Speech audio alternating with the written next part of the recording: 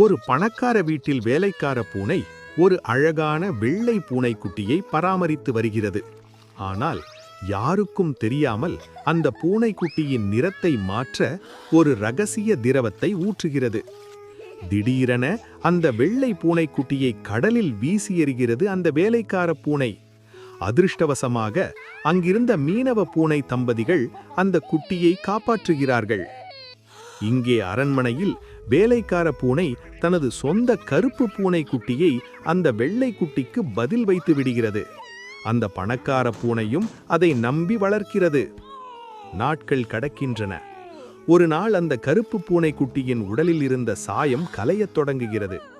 உண்மையை அறிந்த பணக்கார பூனை கடும் கோபமடைந்து வேலைக்கார பூனையை வீட்டை விட்டு துரத்துகிறது.